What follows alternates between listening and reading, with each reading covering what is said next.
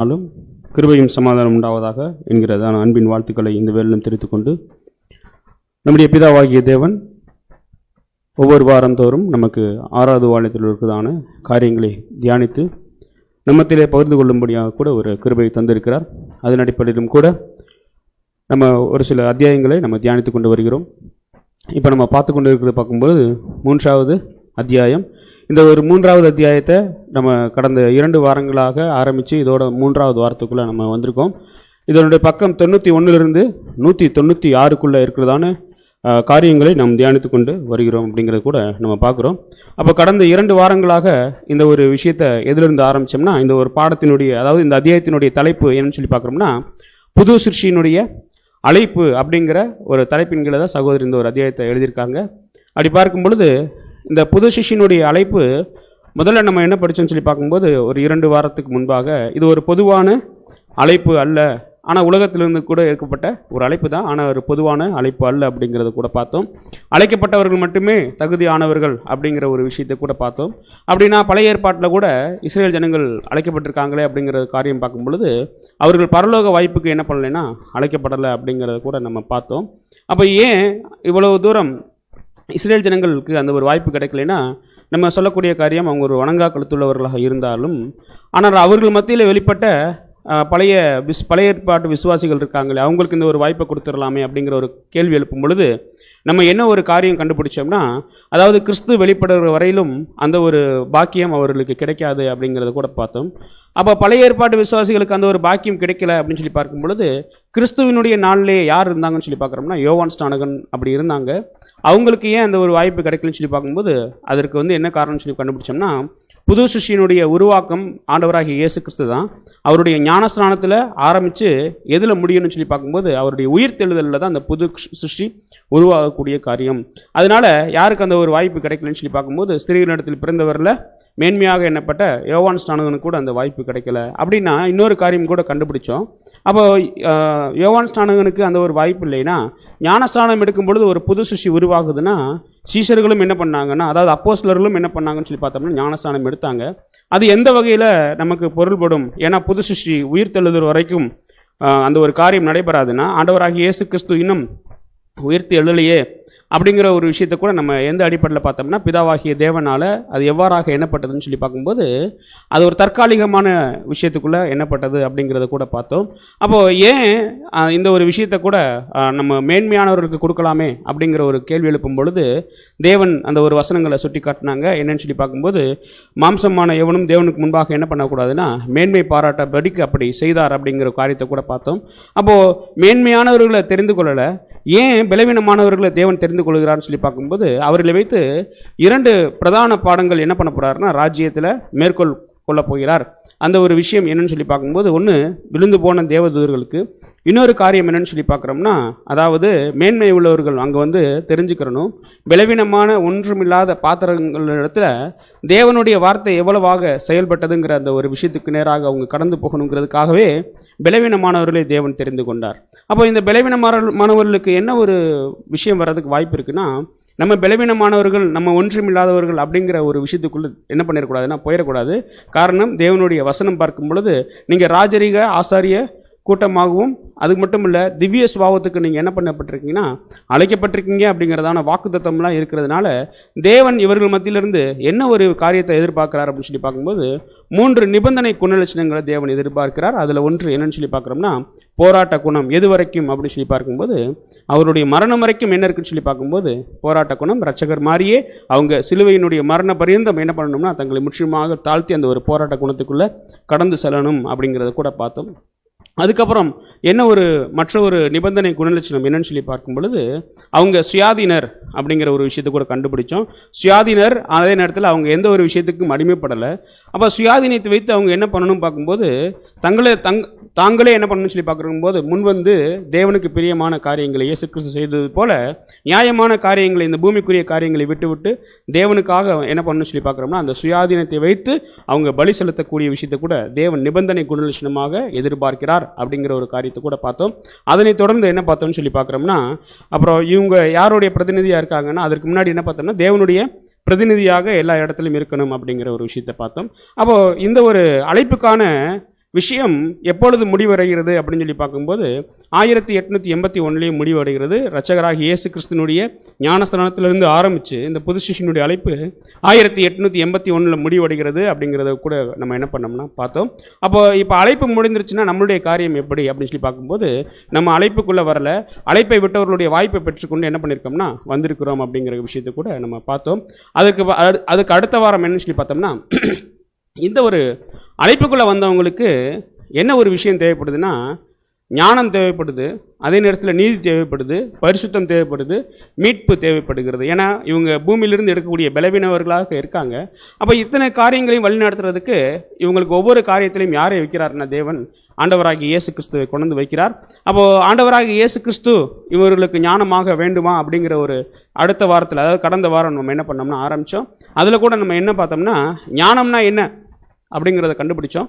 ஞானத்துக்கும் புத்திக்கும் என்ன வித்தியாசங்கள் கண்டுபிடிச்சோம். ஒரு சில சகோதரர்கள் என்ன பண்ணாங்கன்னா அறிவையும் கூட என்ன பண்ணாங்கன்னா அதில் அந்த கமெண்டில் கூட என்ன பண்ணியிருந்தாங்கன்னா போட்டிருந்தாங்க. அப்போ எது முக்கியம் அப்படின்னு சொல்லி பார்க்கும்போது ஞானம் என்ன பண்ணுன்னு சொல்லி பார்க்குறோம்னா முக்கியம் அப்படிங்கிற ஒரு விஷயத்தை கூட நம்ம பார்க்குறோம். அப்போ ஏன் ஞானமாக ஆண்டவராகிய இயேசு கிறிஸ்துவை நியமிக்கணும், அதற்கு பதிலாக ஆபிரகாமையோ ஈசாக்கையோ யாக்கோபையோ யோசேப்பையோ தெரிந்து கொள்ளலாமே அப்படிங்கிற ஒரு கேள்வி எழுப்பும்போது தான் கண்டுபிடிச்சோம்.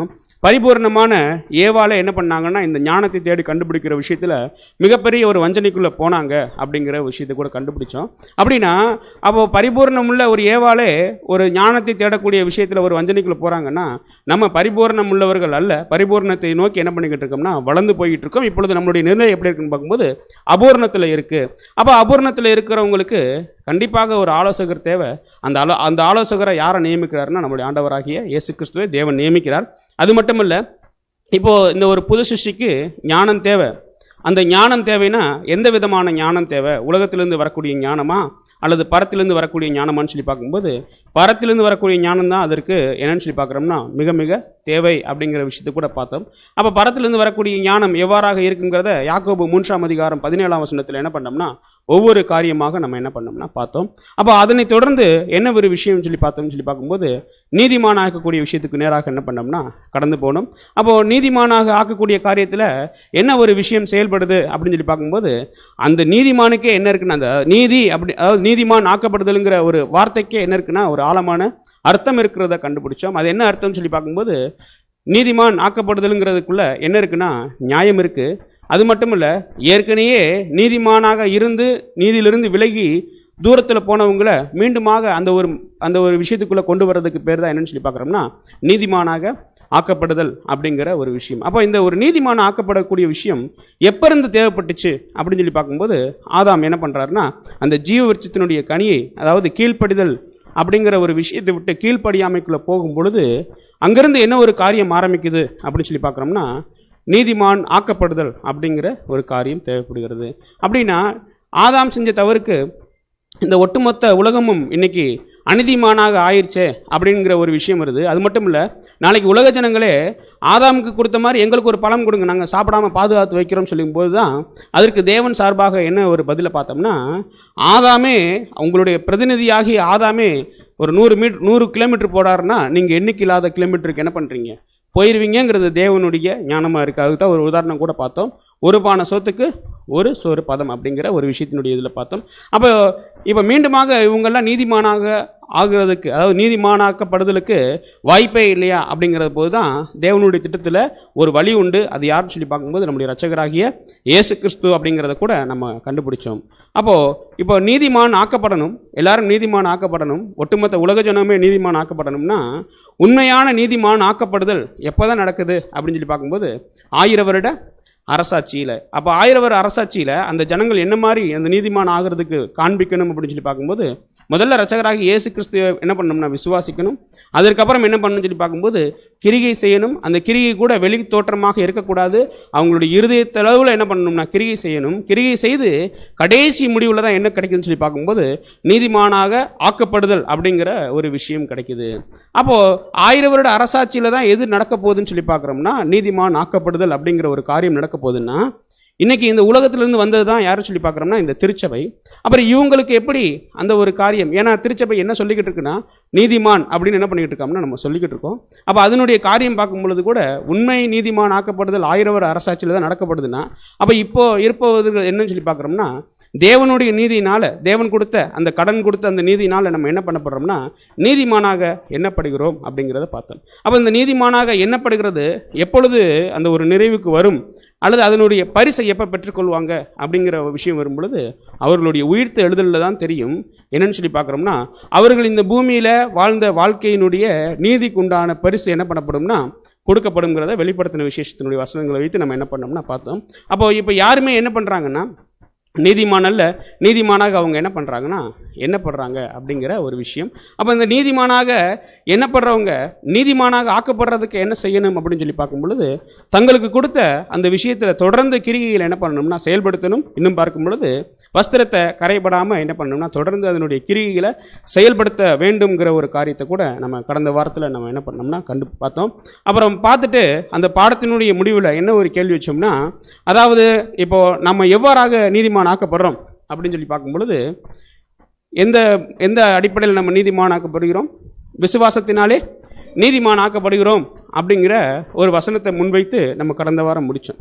ஆனால் வேதாகமத்தில் பார்க்கும் பொழுது ஒரு வசனம் என்ன சொல்லுதுன்னா விசுவாசத்தினாலே நீதிமான் ஆக்கப்படுறீங்க. இன்னொரு வசனம் என்ன சொல்லுதுன்னா இலவசமாய் அவருடைய கிருபையினாலே என்ன பண்ணுறீங்க நீதிமான் ஆக்கப்படுறீங்க. அப்புறம் பார்க்கும்பொழுது மற்றொரு வசனம் என்ன சொல்லுதுன்னா அவருடைய ரத்தத்தினாலே நீங்கள் என்ன பண்ணுறீங்க நீதிமான் ஆக்கப்படுறீங்க. இன்னொரு வசனம் நம்ம படித்தோம், நீதிமான் ஆக்கப்படுறதுக்கு அவர் என்ன பண்ணணும்னா உயிர்த்து எழ வேண்டும். அப்போ அந்த உயிர்த்தெழுதலில் தான் நீதிமான் ஆக்கப்படுறீங்க அப்படிங்கிற ஒரு விஷயம். இன்னும் பார்க்கும் பொழுது கிரியையினால் நீதிமான் ஆக்கப்படுறாங்க அப்படிங்கிற ஒரு விஷயம். இப்போ இதனுடைய விஷயத்தோடு தான் நம்ம கடந்த வாரம் கூட என்ன பண்ணோம்னா முடித்தோம். அப்போ கண்டிப்பாக இதை நம்ம வீட்டில் படிச்சுட்டு வந்திருப்போங்கிறத கூட நம்ம விசுவாசிக்கிறோம். அப்போ நம்ம எவ்வாறாக நம்ம நீதிமான் ஆக்கப்படுகிறோம் அப்படிங்கிற ஒரு விஷயம் வைக்கணும். ஏன்னா இது ஒரு முக்கியமான ஒரு மிகப்பெரிய ஒரு விஷயம் கூட சொல்லலாம். ஏன்னா இன்னைக்கு எப்படி இருக்குது அப்படின்னு சொல்லி பார்க்கும்போது இந்த விசுவாசம் அல்லது ஒரு வசனம் சொல்லுது விசுவாசத்தினால தான் ஒருத்தர் என்னவா ஆகுறாருங்க நீதிமான். இன்னொரு வசனம் சொல்லுது ரத்தம் தான் காரணம். இன்னொரு வசனம் சொல்லுது இல்லை அவருடைய கிருபை. இன்னொரு வசனம் சொல்லுது அவர் உயிர் தெழுந்தாதான் அப்படிங்கிற அநேக குழப்பங்கள் சகோதரருடைய காலத்தில் என்ன பண்ணியிருக்குன்னா இருந்திருக்கு. இன்றைக்கும் நம்ம மத்தியில் என்ன பண்ணுதுன்னா அது செயல்படுறதுனால இதனுடைய ஆழமான விஷயங்களை நம்ம என்ன பண்ணோம்னா கண்டிப்பாக புரிஞ்சுக்கிறோம். ஏன்னா இப்போ நம்மள்டே ஒருத்தவங்க கேள்வி கேட்டாங்கன்னு வைங்களேன், அப்போ நம்ம என்ன சொல்லுவோம்? எனக்கு பிரதர் நாளையும் நம்ம என்ன பண்ணிடுவோம் சொல்லிடுவோம் இல்லைங்களா? அஞ்சையுமே என்ன பண்ணிடுவோம் சொல்லிடுவோம். ஆனால் வேதம் கற்று இருக்கக்கூடிய பிள்ளைகள் இங்கே யாருடைய சார்பாக இருக்காங்கன்னு சொல்லி பார்க்குறோம்னா இயேசு கிறிஸ்துவனுடைய சார்பாக இருக்காங்க. இயேசு கிறிஸ்துவை அன்னைக்கு நிறையா கேள்விகள் என்ன பண்ணாங்கன்னா கேட்டாங்க.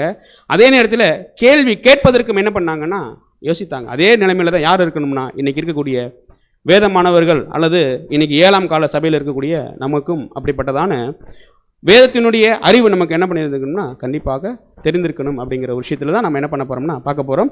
இப்போது இந்த ஒரு குளறுபடியான விஷயத்திலிருந்து ஒரு சரியான தெளிவு எடுக்கிறதுக்கு நம்ம என்ன பண்ணலாம்னா இப்போது அந்த 6வது வால்யத்துக்குள்ள 117ஆம் பக்கம் மற்றும் 118ஆம் பக்கத்தில் இருக்கக்கூடியதான காரியத்தை இப்போ நம்ம வாசிக்க கேட்போம்.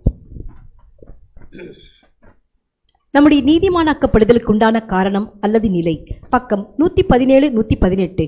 தேவனுடைய வசனம் அறிக்கை இடுகிறவர்களை ஒப்பிட்டு பார்க்க தவறிய காரணத்தினால் இந்த விஷயத்தை குறித்ததான குழப்பம் அநேகருடைய உள்ளங்களில் வந்திருக்கிறது. அநேகருடைய உள்ளங்கள் அன்றைய நாளிலே வந்திருக்கு. இன்றைக்கும் பார்க்கும்போது இதை சரியா தியானிக்க முட்டோம்னா அந்த குழப்பம் யாருடைய கரங்களையும் இருக்கும், நம்மளுடைய கரங்களையும் என்ன பண்ணும்னா இருக்குங்கிறத கூட நம்ம பார்க்கிறோம். தொடர்ந்து படிங்க. சிலர் உதாரணமாக நாம் விசுவாசத்தினால் நீதிமான் ஆக்கப்படுகிறோம் என்ற அப்போஸ்தலரின் கூற்றை கருத்தில் கொண்டு தேவனுடைய பார்வையில் விசுவாசம் அவ்வளவு முக்கியமானது, அது நம்முடைய அபூர்ணங்களை மூடுகிறது என்று எடுத்துக் கொள்கிறார்கள். அப்போ என்ன ஒரு வகுப்பார் என்ன நினைச்சாங்கன்னா வெறும் விசுவாசம் மட்டும் போதும், விசுவாசத்தினாலே நீதிமான் ஆக்கப்படுறதுனால நம்முடைய பாவம்லாம் என்ன பண்ணுதுங்க கழுவப்படுது அப்படிங்கிற ஒரே கோட்பாடில் என்ன பண்ணிடுறாங்கன்னா இருந்திருக்காங்க. இது நம்மளுடைய அனுபவத்தில் வந்தது தான். எப்படின்னு சொல்லி பார்க்குறோம்னா நம்ம எல்லாம் ஒவ்வொரு வகுப்புலேருந்து வந்தவங்க தான், பேர் சபையிலேருந்து வந்தவங்க தான் இல்லைங்களா? நம்ம ஒருத்தவங்க வீட்டுக்கு போகிறோம்னு வைங்களேன், என்ன சொல்லுவோம்? ஏதாவது ஒரு காரியம் நடக்கலன்னா என்ன சொல்லுவோம்? விசுவாசிங்க இல்லைங்களா? விசுவாசிக்கிறவன் விசுவாசத்தினால் எல்லாம் ஆகுங்கன்னு என்ன பண்ணுவோம்னா சொல்லுவோமா இல்லைங்களா? ஏன்னா நம்ம அப்போ பார்த்தீங்கன்னா நல்லா இது நம்மளுடைய வாழ்க்கையோட பொருந்தி வரக்கூடிய ஒரு விஷயமா கூட இருக்குது பார்த்தீங்களா? அப்போ இந்த மாதிரி இன்றைக்கும் என்ன பண்ணுறாங்கன்னா ஒரு சில வகுப்பார் என்ன பண்ணிக்கிட்டு இருக்காங்க இருந்துட்டு இருக்காங்க. அவங்க என்ன நினைக்கிறாங்கன்னா இந்த விசுவாசத்தினாலேயே என்ன பண்ணிக்கிட்டுறோம் நம்மளுடைய பாவங்கள் எல்லாம் பூரணப்படுதுங்கிறது மாதிரி என்ன பண்ணிடுறாங்கன்னு நினைச்சிடறாங்க. இந்த மாதிரி ஒரு சில வகுப்பார் இருக்காங்க. தொடர்ந்து படிங்க சிஸ்டர். மற்றவர்கள் நாம் தேவனுடைய கிருபையினால் நீதிமான்கள் ஆக்கப்படுகிறோம் என்பதை கருத்தில் கொண்டு அவர்களுக்குள் இருக்கக்கூடிய எந்தவிதமான நன்மையோ அல்லது விசுவாசத்தையோ அல்லது கிரியைகளையோ காணாதபடி தன்னிச்சையாக அவருக்கு சித்தமானபடி நீதிமான் ஆக்குகிறார் என்று எடுத்துக்கொள்கிறார்கள். இன்னொரு வகுப்பார் என்ன நினைச்சுறாங்கன்னா, இல்ல அவருடைய கிருபை இல்லைங்களா, அவருடைய சுத்த கிருபைன்னு என்ன பண்ணிடுவாங்க சில பேர், அவருடைய கிருபையினால நம்மளுடைய விஷயங்கள் எல்லாமே மூடப்படுது, அது மாத்திரம் என்ன பண்ணுதுங்க போதும் என்ன பண்ணிடுறாங்கன்னு நினைச்சுறாங்க. இப்படியும் கூட என்ன பண்றாங்கன்னா ஒரு சிலர் இருக்காங்க.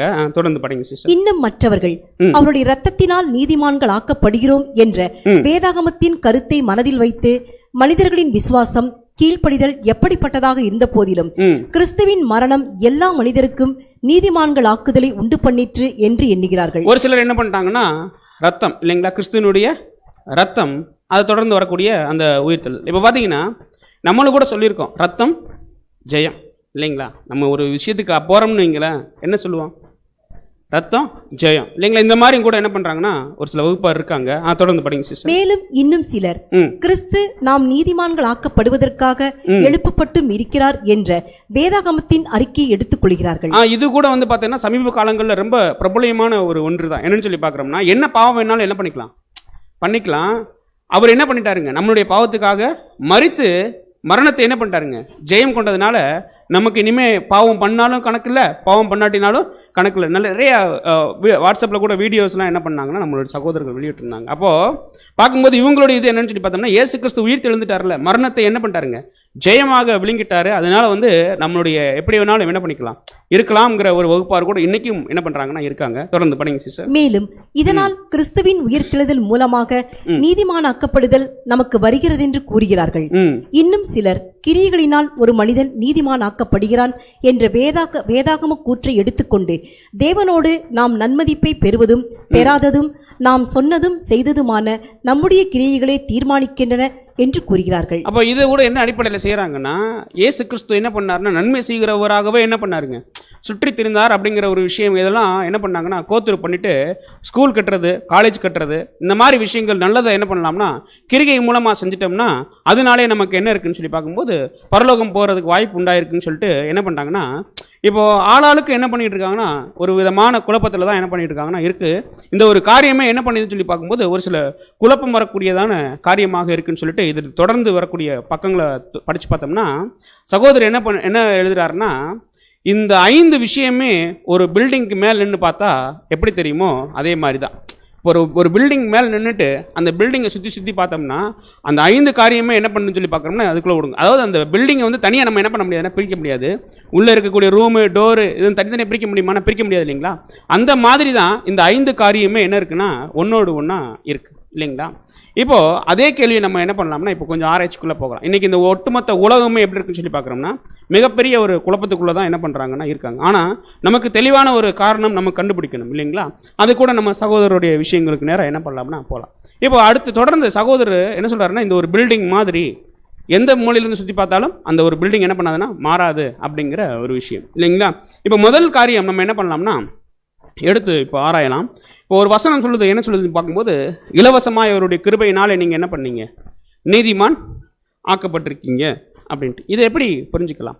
ஆனால் நம்மளுடைய பாயிண்ட் எல்லாமே என்னன்னு சொல்லி பார்க்குறோம்னா விசுவாசத்தினாலே நீதிமான். அப்போ இந்த காரியத்தை எப்படி புரிஞ்சுக்கலாம் அப்படின்னு சொல்லி பார்க்கும்போது இப்போ பாருங்கள், நமக்கு என்ன தான் விசுவாசம் இருந்தாலும் வைங்களேன், தேவனுடைய திட்டத்தில் ஆதாம் விழுந்து போனோடனே ஒட்டுமொத்த மனுக்குலமே எங்கே போயிடுச்சுன்னு சொல்லி பார்க்குறோம், தூரம் போயிடுச்சு இல்லைங்களா.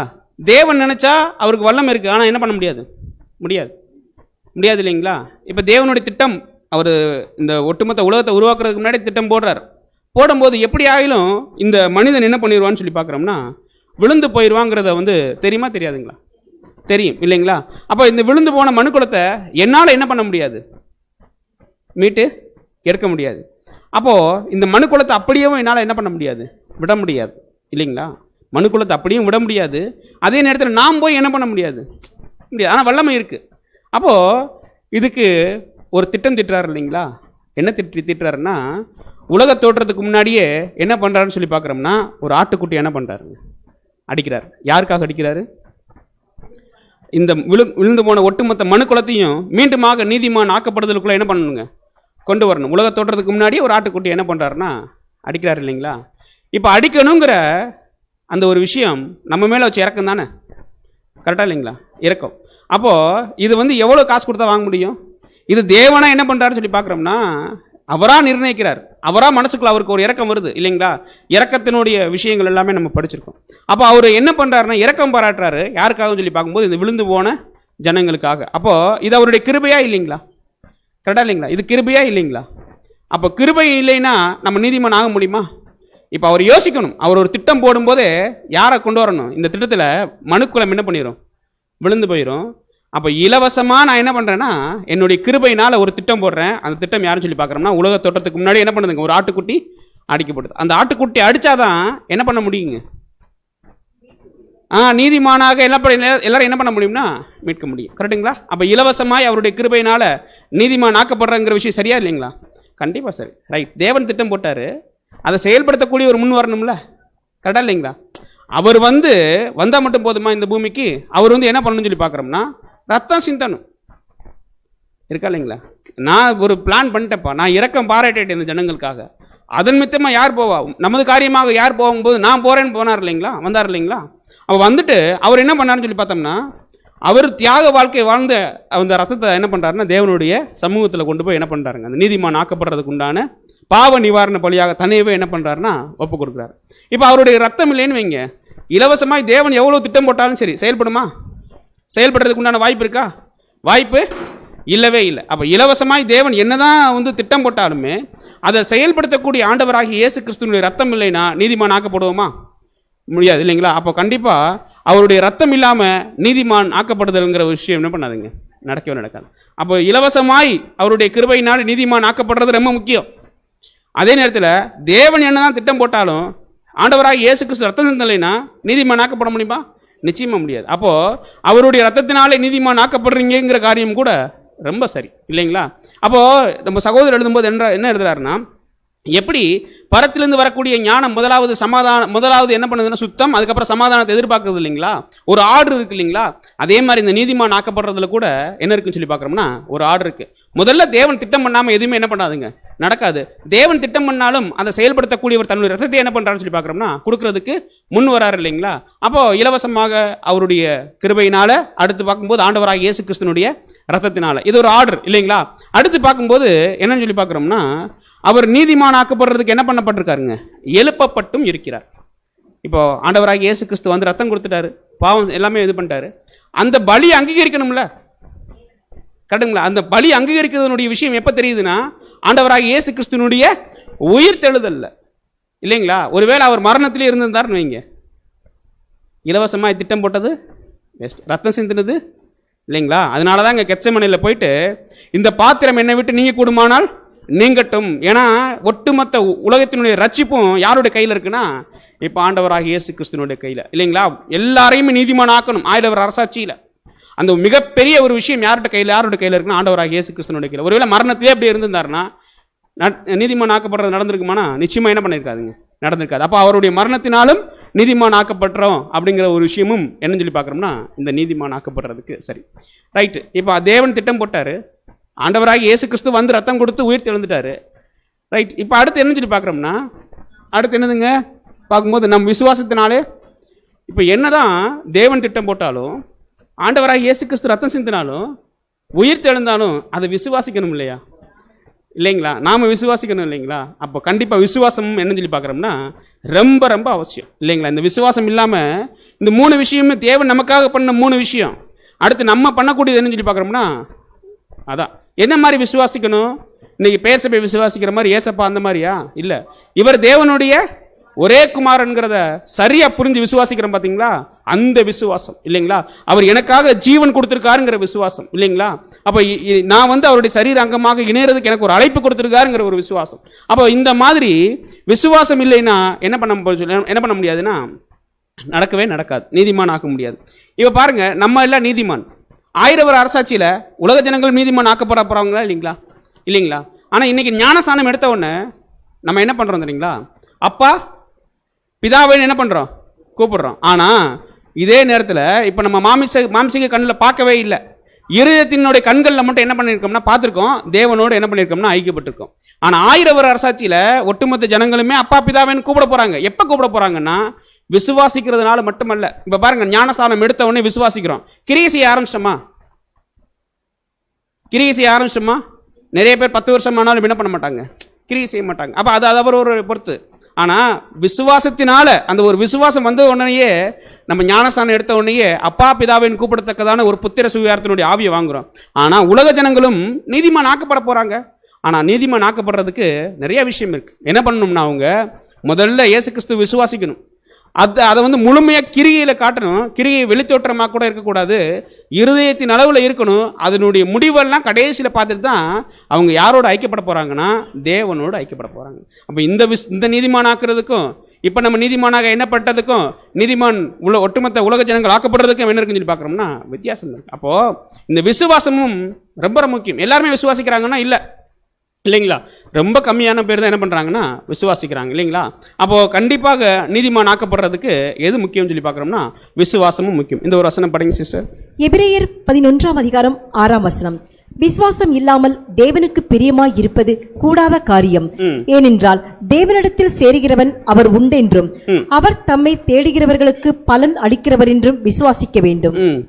அப்போ விசுவாசம் மட்டும் போதுமா நீதிமான் ஆக்கப்படுறதுக்கு அப்படின்னு பார்த்தோம்னா இல்லை. நம்ம ஏற்கனவே சொன்ன உதாரணம் தான். ஒரு 10 வருஷம் ஆனாலும் ஒருத்தவங்க ஒரு சிலர் என்ன பண்ண மாட்டாங்க, ஞானஸ்தானம் எடுத்திருப்பாங்க, விசுவாசித்து ஞானஸ்தானம் எடுத்திருப்பாங்க, ஆனால் கிரியை என்ன பண்ணாதுன்னா செயல்படாது. அப்போ அவங்க நீதிமானாக அந்த ஒரு எண்ணம் பெற்றிருக்காங்களே ஒழிய ஆக்கப்படக்கூடிய அந்த ஒரு விஷயத்துக்கு நேராக அவங்க என்ன பண்ணலைன்னா போகலை அப்படிங்கிறத பார்க்குறோம். அப்போது ஏன் அப்படின்னு சொல்லி பார்க்கும்போது ஒரு வசனம் என்ன சொல்லுதுன்னா, கிரியை இல்லாமல் என்ன பண்ண முடியாதுன்னா நீதிமான் ஆக முடியாது. அப்போது கிரியை இல்லாமல் நீதிமான் ஆக முடியும். ஏன் தேவன் கிரியை எதிர்பார்க்கிறார்? விசுவாசத்தோடு நிறுத்திருக்கலாம்ல. யாருமே விசுவாசிக்கல, நம்ம மட்டும் தானே விசுவாசிக்கிறோம். வசனம் என்ன சொல்லுதுன்னா பேய்க்கு கூட என்ன பண்ணுதுங்க, விசுவாசிக்குது. ஆனால் பேய் கிரியை செய்தா செய்யாது இல்லைங்களா. அப்போ யாரெல்லாம் கிரியை செய்யலையோ அவங்க எந்த அடிப்படைக்கு போகிறாங்க தெரியுங்களா? யார் ஒருவர் கிரியை செய்யலையோ அவங்க எந்த அடிப்படைக்கு போகிறாங்கன்னா அதனுடைய அர்த்தம் என்னன்னு சொல்லி பார்க்குறது அதுதான். ஏன்னா அவங்க விசுவாசம் மட்டும் வாங்கி வச்சிருக்காங்க, கிரியை செய்ய விடாம அவங்கள்ட்ட யார் கண்ட்ரோல் பண்ணியிருக்காங்க தெரியுங்களா? சாத்தான் கண்ட்ரோல் பண்ணிருக்காங்க. அவங்க விசுவாசிப்பாங்க இவங்க தான் தேவன், இவருடைய குமாரன் தான் இன்னாரு, இந்த ஒரு விஷயம் தான் எல்லாம் நடக்குன்னு விசுவாசிப்பாங்க. ஆனால் அவங்களால என்ன பண்ண முடியாதுங்க, கிரியை செய்ய முடியாது. அதான் படிக்கிறோம், பேய்கள் கூட என்ன பண்ணுதுங்க, அவருக்கு விசுவாசித்து பயந்து நடுங்குது. ஆனால் அதுனால என்ன பண்ண முடியாதுன்னா தேவனுக்கு ஏற்ற கிரியை என்ன பண்ண முடியாதுன்னா செய்ய முடியாது. அப்போ கண்டிப்பாக கிரிகை இல்லாமல் என்ன இல்லைன்னு சொல்லி பார்க்குறோம்னா நீதிமான் ஆக்க முடியாது. தேவன் செய்யறது 3 இல்லைங்களா, நம்ம செய்ய வேண்டியது 2. என்னன்னு சொல்லி பார்க்குறோம்னா விசுவாசித்து கிரியை என்ன பண்ணணும்னா காமிக்கணும். ஏன்னா கிரியை இல்லாமல் கண்டிப்பாக என்ன பண்ண முடியாதுன்னா நீதிமான், விசுவாசம் மட்டும் நீதிமான் ஆக்க முடியாது, கிரிகையும் என்னன்னு சொல்லி பார்க்குறோம்னா வேணும் இல்லைங்களா. அப்போ இந்த ஒரு காரியம் என்னன்னு சொல்லி பார்க்குறோம்னா விசுவாசத்தினாலே அவர் வந்து நீதிமான் ஆகுறாரு. அதே நேரத்தில் விசுவாசம் மட்டும் போதாது, கிரிகையும் என்ன பண்ணணும்னா வேணும். அப்போ 5ல் 3 தேவன் ஏற்கனவே என்ன பண்ணிட்டாருங்க, செஞ்சுட்டார். இனிமேல் செய்ய வேண்டியது இருக்கா? இல்லை. 2 யாருடைய கையில் இருக்குன்னா நம்ம அதில் 1 செஞ்சுதான் இந்த ஒரு விஷயத்துக்குள்ளே வந்திருக்கோம். இப்போ செய்ய வேண்டியது ஒன்று என்னன்னு சொல்லி பார்க்குறோம்னா அந்த விசுவாசத்தினோட கிரிகை இல்லைங்களா. இப்போ இந்த ஒரு விஷயத்தை புரிஞ்சு கொள்றதுக்கு சகோதரர் என்ன பண்ணியிருக்காருன்னா ஒரு எலக்ட்ரிக் காரை என்ன பண்ணியிருக்காருன்னா எடுத்திருக்காரு. நம்ம எலக்ட்ரிக் கார் எடுக்கலாம், எலக்ட்ரிக் ட்ரெயின் எடுத்திருக்கோம். அப்போது இந்த 5 காரியமே தேவனுடைய திட்டத்தில் ஒருத்தரை நீதிமான் ஆக்குறதுக்கு அல்லது தேவன்கிட்ட கொண்டு போய் சேர்க்கறதுக்கு எவ்வாறாக செயல்படுதுன்னு சொல்லி பார்க்கும்போது இப்போ ஒரு எலக்ட்ரிக் கார் இருக்கு இல்லைங்களா, அந்த எலக்ட்ரிக் காருக்கு சாவி போட்ட உடனே ஸ்டார்ட் ஆகிறதுக்கு பவர் எங்கேருந்து வரணும், பேட்டரியிலேருந்து வரணும் இல்லைங்களா. அதே மாதிரி தான் இந்த எலக்ட்ரிக் ட்ரெயினுக்கு அந்த எலக்ட்ரிக் பவர், அந்த வண்டியை உந்து தள்ளுறதுக்கு எலக்ட்ரிக் பவர் தேவை. அது எங்கேருந்து வருதுன்னு சொல்லி பார்க்கும்போது அதனுடைய ஸ்டேஷன் இல்லைங்களா, எலக்ட்ரிக் ஸ்டேஷன். இதை சகோதரர் எவ்வாறாக குறிப்பிடுறாருன்னா இலவசமாக அவருடைய கிருபையினால அங்கேருந்து தானே ஸ்டார்ட் ஆச்சு. பேட்டரி இல்லைன்னா அடுத்து வண்டி ஓடுமானா ஓடாது இல்லைங்களா. ரைட். அப்போது இலவசமாக தேவனுடைய கிருபையினால் அப்படிங்கிற ஒரு விஷயம், அது தேவனுடைய இரக்கம் எப்படி இருக்குன்னு சொல்லி பார்க்கும்போது அந்த ஒரு வண்டியில் என்ன பண்ணுறாருன்னா ஒப்புமையாக காட்டுறாரு.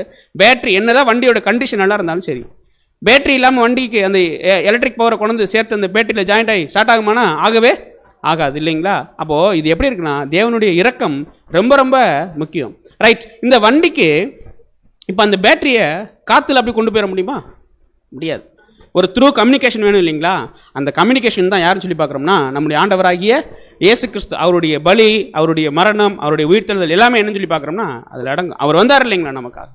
அவர் இல்லாமல் தேவனுடைய திட்டத்தில் யாருமே என்ன பண்ண முடியாதுங்க, போகவே முடியாது. இந்த 2 இல்லைன்னா அடுத்து வண்டிக்கு என்னதான் வீல் இருந்தாலும் சரி, ஓட்டக்கூடியவர் இருந்தாலும் சரி, செயல்படுமா? ஆகவே ஆகாது இல்லைங்களா. அடுத்து பார்க்கும் பொழுது அந்த வண்டியில் இருக்கக்கூடிய பெட்டி இருக்கு இல்லைங்களா, அந்த வண்டியில் எம்டி பெட்டி, அது யாருன்னா விசுவாசிக அப்படிங்கிற மாதிரி என்ன பண்ணுறாருன்னு சகோதரர் எழுதுறாரு. இன்னும் பார்க்கும் பொழுது வெறும் பெட்டி மட்டும் நகர்ந்து போகுமா? கீழே என்ன வேணுங்க? சக்கரம் வேணும் இல்லைங்களா? அந்த சக்கரம் தான் என்னன்னு சொல்லி பார்க்குறோம்னா அவங்க வைக்கக்கூடிய விசுவாசம். விசுவாசம் எந்த அளவுக்கு இருக்கோ அந்த அளவுக்கு அவங்களால என்ன பண்ண முடியுங்க? முன்னாடி போக முடியும். விசுவாசம் இல்லாமல் பண்ண முடியுமானா? முடியாது இல்லைங்களா? இப்போ விசுவாசம் நாளுக்கு நாள் என்ன பண்ணணும்னா வரக்கூடியதா, உற்பத்தி ஆகக்கூடியதாக இருக்கணும். எதன் அடிப்படையில்னா தேவனுடைய கிருபை, அந்த கிருபையை வாங்கிட்டு வந்து ஆண்டவராக இயேசு கிறிஸ்துனுடைய ஈடுபலி, உயிர்த்தெழுதல் எல்லாத்தையும் வைத்து என்ன பண்ணணும்னா முன்னேறி செல்லக்கூடியவங்களாக இருக்கணும் அப்படிங்கிறத காட்டுறாரு. அப்போ அந்த வண்டியை ஓட்டக்கூடிய டிரைவர் இருக்கார் இல்லைங்களா, அதைத்தான் என்ன சொல்றாருன்னா மாம்சீக சித்தம். இந்த மாம்சீக சித்தம் என்ன பண்ணணும்னா இந்த வண்டி எதன் அடிப்படையில் ஓடுதுன்னா கம்ப்ளீட்டா எங்கிருந்து வந்திருக்குங்க?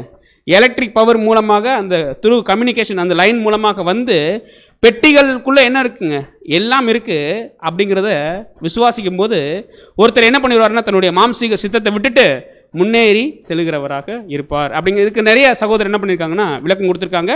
புரிகிற மாதிரி நம்ம என்ன பண்ணியிருக்கோம்னா போட்டிருக்கோம். ஏன்னா அப்படி அந்த மாதிரி ஒருத்தர் மாம்சீக சித்தத்தை வெறுப்பவர் தான் எங்கே போக முடியும்னா பிதாவாகிய தேவன் இருக்கக்கூடிய வாசலத்துக்கு என்ன பண்ண முடியும்னா போக முடியும். இன்னும் அந்த எலக்ட்ரிக் வண்டியில் வரக்கூடிய லைட்டுக்கெல்லாம் கூட சகோதரர் என்ன பண்ணியிருக்காங்கன்னா விளக்கம் கொடுத்துருக்காங்க. அந்த வண்டியினுடைய வரக்கூடிய வெளிச்சங்கள் இருக்கு இல்லைங்களா, ஒவ்வொரு காலம் ஏற்ற கால சத்தியத்தில் வரக்கூடிய வெளிச்சங்கள்ங்கிற மாதிரி கூட சகோதரர் என்ன பண்ணியிருக்காங்கன்னா எழுதியிருக்காங்க. அப்போ இப்போ நம்ம ஒரு விஷயம் கண்டுபிடிச்சிட்டோம். நீதிமான் ஆகணும்னா என்ன வேணும்? விசுவாசம் வேணுமா? கிரியை வேணுமா? எல்லாமே என்ன பண்ணுதுங்க இதுக்குள்ள அடங்கும். ஆனால் ரொம்ப ரொம்ப முக்கியம், தேவன் 3 செஞ்சுட்டாரு, நம்ம செய்ய வேண்டியது 2 முக்கியம் இல்லைங்களா? இப்போ நம்ம எப்படி நீதிமான் ஆகப்பட்ட முக்கியமான ஒரு காரணம் சொல்லி பார்த்தோம்னா இயேசு கிறிஸ்துவ விசுவாசத்தினால. இயேசு கிறிஸ்துவ விசுவாசத்தினால தான் நம்ம நீதிமான். ஆபிரகாம விசுவாசத்தினால நம்ம நீதிமானா? இல்லை, இயேசு கிறிஸ்துவை விசுவாசத்தினால நம்ம நீதிமான் இல்லைங்களா? தேவன் 3 செஞ்சுட்டாரு. அடுத்து நம்ம செய்ய வேண்டியதுல 2ல் ரொம்ப முக்கியம் வந்து பார்த்தோம்னா விசுவாசம். யாரை விசுவாசிக்கிறதுனால? இயேசு கிறிஸ்துவை விசுவாசிக்கிறதுனால இன்னைக்கு நமக்கு என்ன பேருனா நீதிமான் அப்படிங்கிற ஒரு பேர். கரெக்டுங்களா? இது எப்போ நடக்குது? ஆண்டவராகிய இயேசு கிறிஸ்து வந்ததுக்கு அப்புறம் நடக்குது. இப்போ இன்னொரு கேள்வி என்னன்னா, அடுத்த சகோதரர் தொடர்ந்து எழுதும்போது நீங்கள்லாம் இப்போ உள்ள ஆண்டவராகிய இயேசு கிறிஸ்து விசுவாசத்தினால நீதிமான்கள், ரைட்டு, உங்களுக்கு ஒரு நீதிமான்கள்ங்கிற பேர் கொடுக்கலாம் இல்லைங்களா? இயேசு கிறிஸ்து விசுவாசத்தை தான் நீதிமான். கரெக்டுங்களா? அதுக்கு அதனுடைய அர்த்தம் அது அவ்வளோதான். ஆனால் பழைய ஏற்பாட்டு காலத்திலையும் இருந்தாங்க இல்லைங்களா? பைபிளில் உங்களுக்கும் நீதிமான்ங்கிற பேர் கொடுத்துருக்கு. நீங்கள் இயேசு கிறிஸ்து விசுவாசத்தினால நீதிமான். ஆனால் அவங்களும் பார்க்கும்போது பழைய ஏற்பாட்டு காலத்தில் உள்ளவங்களுக்கு என்ன பேர் இருக்குன்னா நீதிமான். இப்போ இயேசு கிறிஸ்துவை பார்த்து அல்லது கேட்டு விசுவாசிச்ச நமக்கு தான் நீதிமான்ங்கிற பேர் இருக்கும்போது இவங்களுக்கு எப்படி நீதிமான்கிற ஒரு பேர் வரலாம்? கரெக்டாக இல்லைங்களா? கரெக்டுங்களா? அப்போ இதைத்தான் நம்ம அடுத்த சகோதரர் என்ன பண்ணுறாருன்னா அடுத்த பாயிண்டாக எழுதுறாரு. இப்போ அதை தான் நம்ம என்ன பண்ண போகிறோம்னா ஆராய போகிறோம். ஏன்னா சில நேரத்தில் நம்ம சொல்லுவோம் இல்லை அவங்க நீதிமான்லாம் இல்லைன்னா வசனம் என்ன சொல்லுன்னு சொல்லி பார்க்கும்போது படிங்க சிஸ்டர் வசனம். எபிரேயர் 11:4 விசுவாசத்தினாலே ஆபேல் காயினுடைய பலியிலும் மேன்மையான பலியை தேவனுக்கு செலுத்தினான், அதனாலே அவன் நீதிமான் என்று சாட்சி பெற்றான். அவனுடைய காணிக்கைகளை குறித்து தேவனே சாட்சி கொடுத்தார், அவன் மரித்தும் இன்னும் பேசுகிறான். பார்த்தீங்கன்னா இப்போ என்னன்னு சொல்லி பார்க்கும்போது பழைய ஏற்பாட்டில் வர்றவங்க அந்த எபிரேயர் அதிகாரமே படித்து பார்த்தோம்னா இப்போ என்ன பேர் வந்துரு அவங்களுக்கு? நீதிமான். நமக்கும் என்னன்னு சொல்லி பார்க்குறோம் நீதிமான். ஒருவேளை கங்காடனஸில் போய் செக் பண்ணி பார்த்தோம், இதுக்கும் அந்த நீதிமானுக்கு அந்த நீதிமானுக்கு வேற வேற அர்த்தம் வருதானா? ஒரே அர்த்தம் தான் வருது. அப்போ எந்த அடிப்படையில் அப்படி சொல்லி பார்க்கும்போது, ஏன்னா இப்போ நம்ம நீதிமான் கிறிஸ்துவ விசுவாசனால கிறிஸ்துவையே விசுவாசிக்காம இவங்களுக்கு நீதிமான்கிற ஒரு பேர் கொடுக்கலாமா? அது சரியா? அது சரியா இல்லைங்களா? அப்போ எப்படி? இப்போ இயேசு கிறிஸ்துவ விசுவாசா தான் நீதிமான். ஏன்னா தேவனுடைய திட்டத்திலே நல்லா பார்க்கும்போது இலவசமாக அவருடைய கிருபை இருந்தாலுமே அது செயல்படுத்தக்கூடிய காரியம் இயேசு கிறிஸ்து கிட்ட வருது, அவர் மூலமாக தான் வருது. அப்படிங்கிற போது இவங்க இயேசு கிறிஸ்துவை பார்க்கவே இல்லை. அப்படிங்கிற போது எந்த வகையில் நீதிமான் அப்படிங்கிறது தான் இப்போ என்ன பண்ணலாம்னா அடுத்து ஆராய்ச்சிக்குள்ளே நம்ம கொண்டு போகலாம். இப்போ நமக்கு வெளிப்பட்டிருக்கிற மாதிரி அவங்களுக்கு இயேசு கிறிஸ்துவை பற்றின வெளிப்பாடு இருந்துச்சா பழைய ஏற்பாட்டில் உள்ளவங்களுக்கு? இல்லை. அப்படின்னு நம்ம என்ன பண்ணுறோம்னா சொல்கிறோம் கிறிஸ்துவை பற்றின வெளிப்பாடு அவங்களுக்கு இருந்துச்சானா யூதால படிக்கிறோம் இல்லைங்களா? ஏனோக்கு எதை பற்றி பேசியிருக்காரு? இயேசு கிறிஸ்துவை பற்றி பேசியிருக்காரு. ஆபிரகாம் உயிர்த்தெழுதலை பற்றி பேசினாரா? பேசினாரு. வானத்தின், அதாவது உன்னுடைய சந்ததி வானத்தின் நட்சத்திரத்தை போல இருக்கும். எல்லாருமே என்ன பண்ணுவாங்க? எல்லா ஜனங்களும் ஆசீர்வதிக்கப்படுவாங்கன்னா இறந்த ஜனங்களும் உயிர்த்தெழுதலை வந்து என்ன பண்ணப்படுவாங்க? ஆசீர்வதிக்கப்படுவாங்கிற விஷயத்த அவங்க தெரிஞ்சுதாங்களா இல்லைங்களா? கண்டிப்பாக தெரிஞ்சுதாங்க. அப்போ கிறிஸ்துவ இல்லாமல் இதெல்லாம் நடக்குமான்னு நடக்கவே நடக்காது. அப்போ கிறிஸ்துவை பற்றின வெளிப்பாடு அவங்களுக்கு இருந்துச்சா இல்லையா? இருந்துச்சு. ஆனால் யார் அளவுக்கு இல்லைன்னா நம்ம அளவுக்கு இல்லை. ஒரு சுருக்கமாக ஒரு விஷயத்த அப்படி புரிஞ்சும் புரியாமல் உள்ள மாதிரி அவங்க என்ன பண்ணிட்டாங்கன்னா புரிஞ்சுக்கிட்டாங்களே ஒழிய நம்ம அளவுக்கு என்ன பண்ணலன்னு சொல்லி பார்க்குறோம்னா அதிகமான வெளிச்சம் அவங்களுக்கு என்ன பண்ணலைன்னா வரல. அப்படின்னா எந்த அளவுக்கு கிறிஸ்துவை வந்து ஃபுல்லாக தெரிஞ்சதுக்கப்புறம் தான் நம்மளே என்ன பண்ணுறோம், விசுவாசித்து 45 சப்ஜெக்ட் எடுக்கிறோம். அப்போயும் நிறைய பேர் என்ன பண்ணிடுவாங்க, போயிடுவாங்க இல்லைங்களா? அப்போ அந்த ஒரு நீதிமானம் ஆக்குறதுக்கு இவ்வளோ வெளிச்சம் தேவைப்படுது. இவங்களுக்கு கிறிஸ்துவை பற்றி ஒருவேளை தெரியுமா அப்படிங்கிற ஒரு கேள்வி எழுதுனா அதுக்கு கூட தெரியும், அவ்வளோவா தெரியாது, கொஞ்சம் தெரியும்.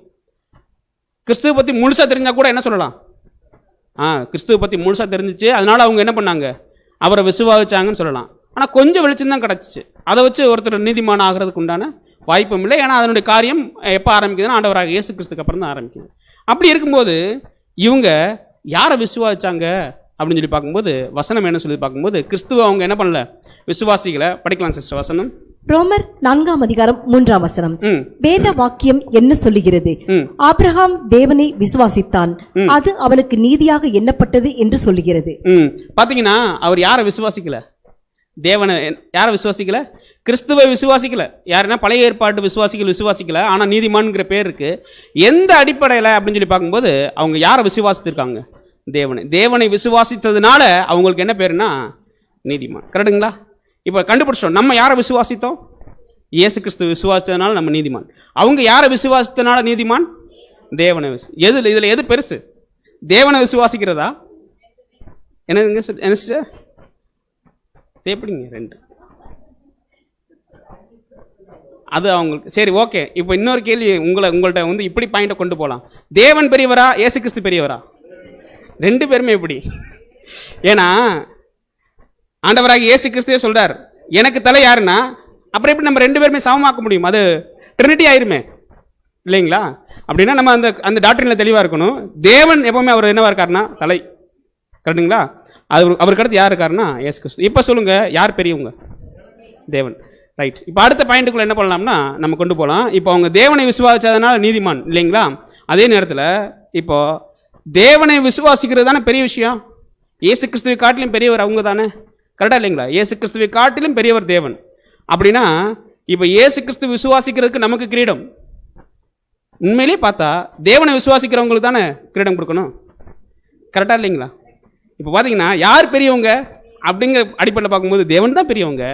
அப்போ அவங்கள விசுவாசிக்கிறவங்களுக்கு என்ன பண்ணலாம், கிரீடம் கொடுக்கலாமா இல்லைங்களா? நாளைக்கே ஆபிரகாம் வராருன்னு வைங்களேன், அவர் வந்து கேட்குறாரு, தேவனே நான் உங்களை விசுவாசிச்சேன், எனக்கு நீங்கள் ஏன் கிரீடம் கொடுக்கல? இல்லைப்பா என்னுடைய பையனை தான் விசுவாசிக்கணும். அப்போ நீங்கள் உங்கள் பையனை பற்றி எனக்கு சொல்லியிருந்தீங்கன்னா நான் என்ன பண்ணியிருப்பேன், விசுவாசிச்சிருப்பேன்ல. சரி நம்மளுடைய மனசாட்சியின்படி கேட்போம்.